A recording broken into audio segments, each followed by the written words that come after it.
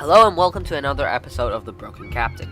Today we're gonna do a review slash guide on the Japanese Tier 4 battleship, the Myogi. This ship is already fully upgraded, just in case if you were thinking. Let's get right to it. So if you have already watched my Talking Tier 4 battleships, you will know that I've made a lot of negative comments about this ship, about it having horrible armor, horrible artillery, and horrible AA defense. And when you think about what battleships distinguish themselves from other ship types, you will know that they have strong armor, powerful artillery, and capable anti-aircraft defense. Those three parameters are what makes a battleship, right? But when we take a look at this ship, it just doesn't do any of those, right?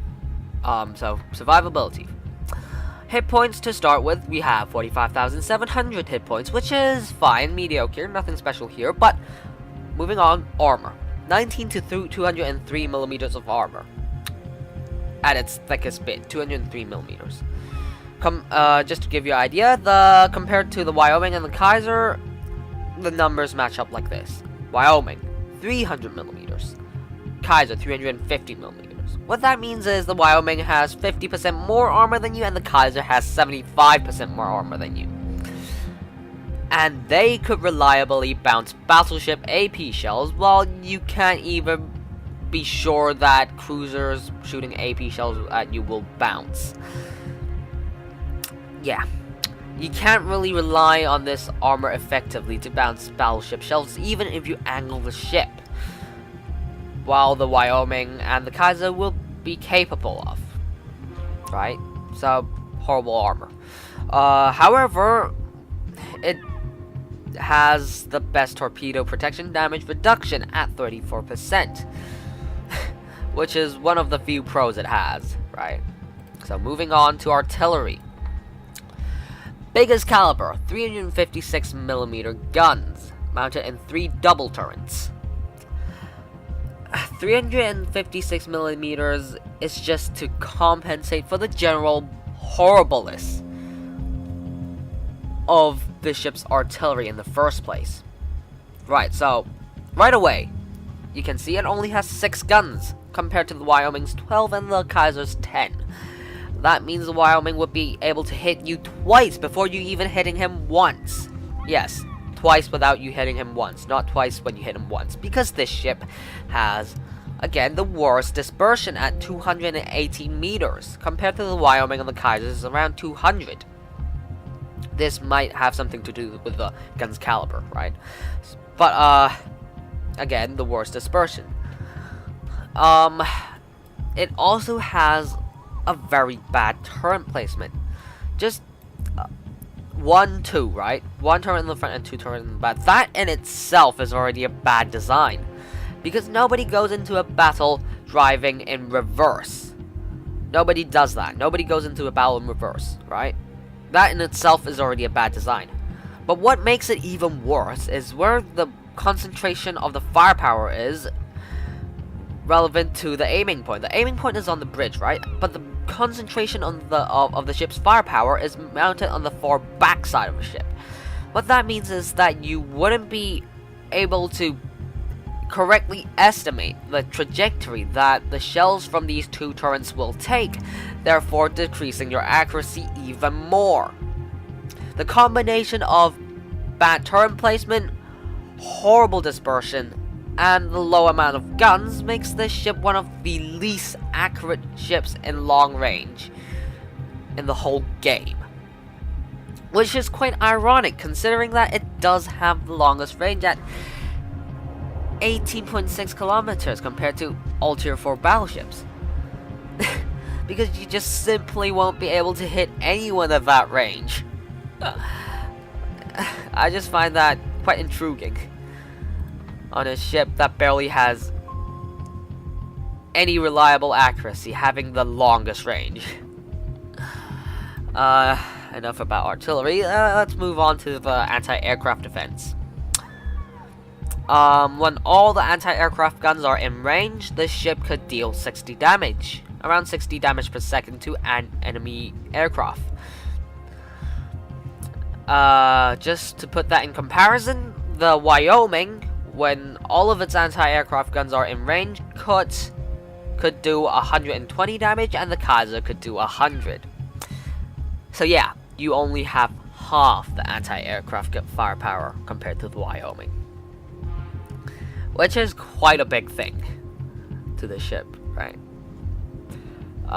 So just to sum all the 3 parameters we just saw up: horrible artillery, horrible anti-aircraft defense, and thin armor.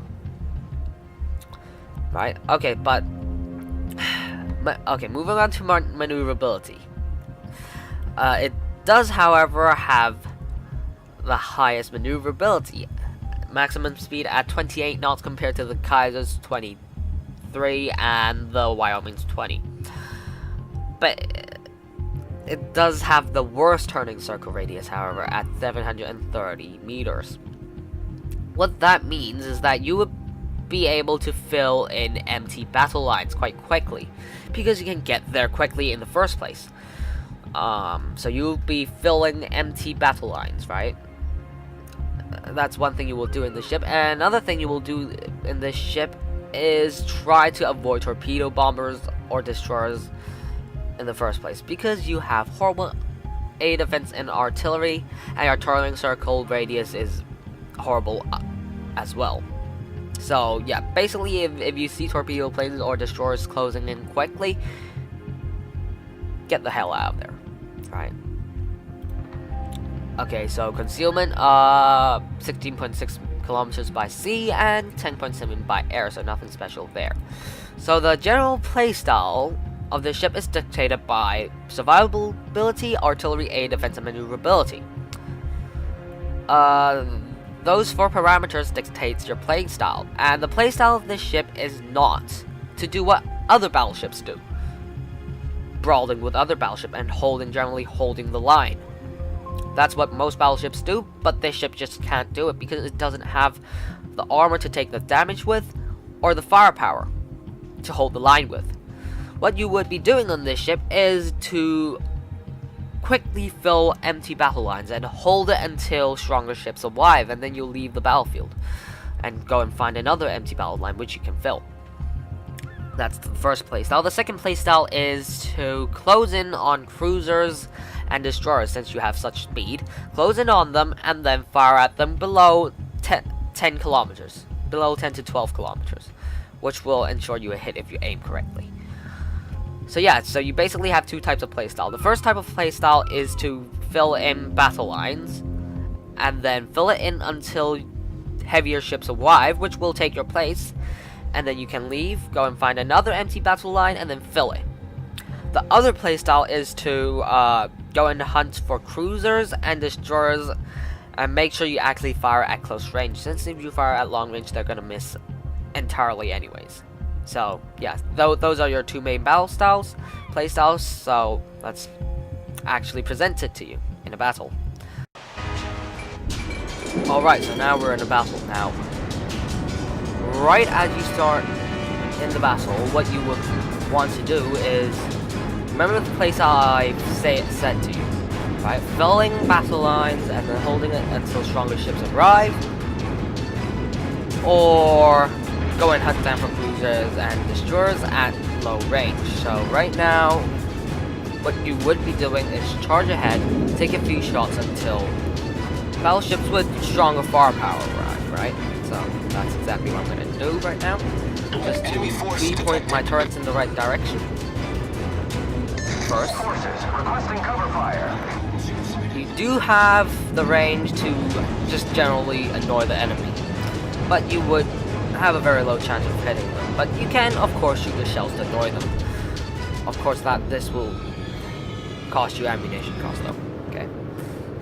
So I'm gonna speed right up there to A and see if there's any hostiles there. Okay, been detected by planes. Okay, so we've got a hostile battleship in range, but I can't really hit him. Okay, let's kind of estimate.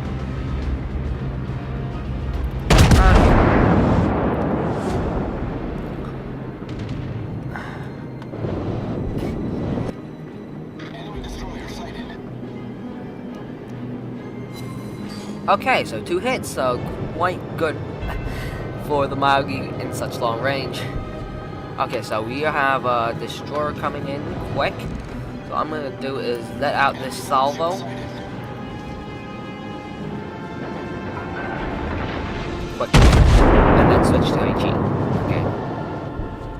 So remember, you want to get close to destroyers because you can't hit them in long range. So what you'll be doing is try to close in the distance as soon as possible. Okay, look, 2 hits. Okay, so the destroyer is popping the smoke. We're just gonna be in full alert for now.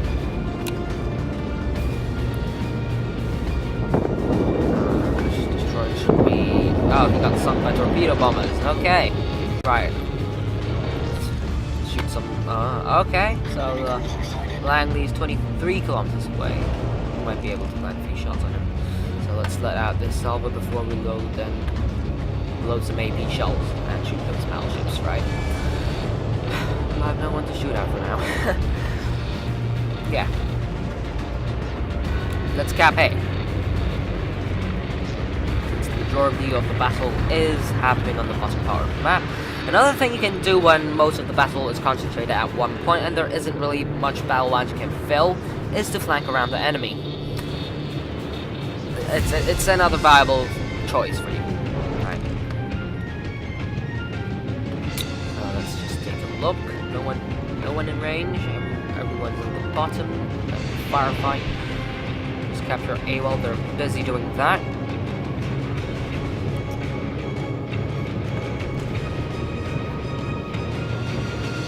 Right. Capture point A. So yeah, another playstyle that you can do is to flank around the enemy when most of the battlefield, most of the concentration of battle is focused in one single area, which is in the bottom in this case. You can now just flank around the enemy and then shoot them from the back, disorientate them, to relieve the pressure off their allies, right? So I'm afraid that we're detected by aircraft. There comes the torpedo bombers. I don't think they're coming for me though. They're coming for the destroyer, and there is basically nothing I can do about it. There comes the torpedo bombers. Okay, because you can't run from a torpedo bomber, they're too quick. You should point your front. Either you should point the front of your ship towards it, or the back of the ship towards it. Keep this turret going, just to dodge the torpedoes. Dropping any time now. You can see the A guns aren't really doing much. Okay, here comes the run. Torpedoes, direct front. So we've, I'd say successfully dodged that one. We're gonna turn around, do another 360. We haven't even shot down a single. Oh, there we go. One plane. So really, this plane doesn't really have the anti-aircraft power to defend itself from aircraft raids. So you have to be alerted at all times when you see aircraft, especially torpedo bombers. Point the bow or the stern of the ship towards them. Don't put your broadside against them. That will just result in you taking 3 torpedoes to the side. So we're just turning around here.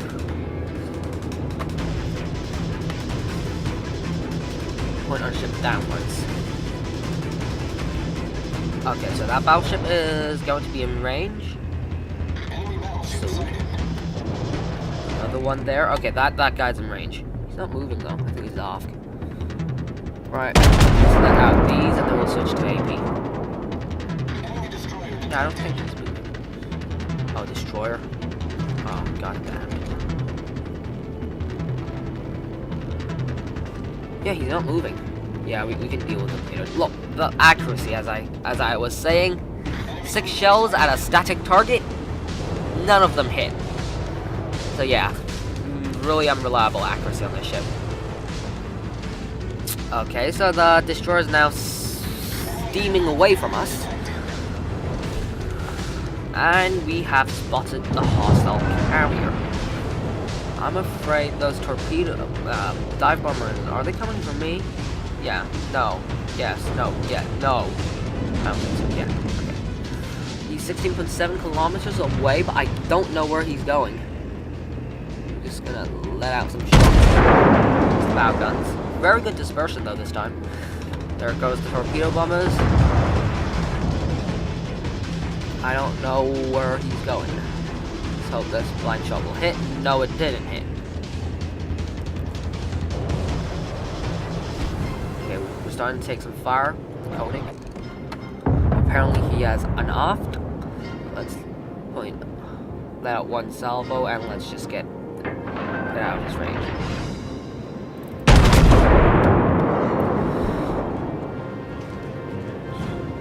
Should we go in or out? Oh, no, I don't know. Okay, let's turn in.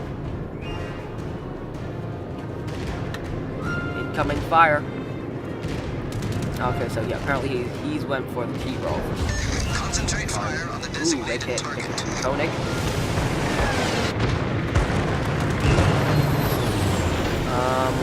Now we need to use our AG shells. As you can see, the turn traverse is actually quite good.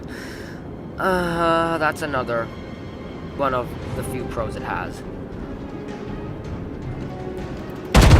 AP, because I can't really bounce any of his shells anyways, so. Oh, nice hit, great hit. 3 hits right onto the superstructure. Alright, we're gonna turn around right here. We have led that Koenig out of the battle. Now what we have to do is to lead him back to our team.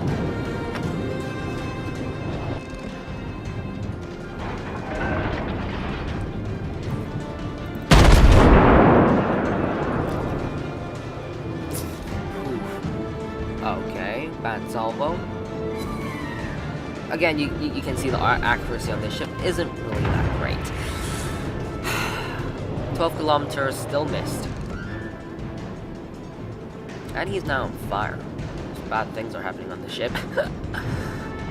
Lots of bad things are happening on his ship. Let's give him our little broadside. Okay, first time. There goes his salvo. Try to angle the ship just so we can get some RNG luck. Ooh, yes, we did get some RNG luck right there. Concentrate fire on the enemy warship. 1,300 damage. Our team is taking the lead. That barely has any armor. But there goes the shells from the first turret. And now shells from the back turret. He's firing. So let's do some evasive act. No. None of them hit. Okay, that's great. So we're gonna turn right in here. Okay, he's not shooting at us anymore. I think we're kind of out of his range now. This is another thing about the ship's artillery. You can basically snipe people, although you probably wouldn't hit them anyways, but you can still snipe people and generally just annoy them. Another pro out of its very short list of pros.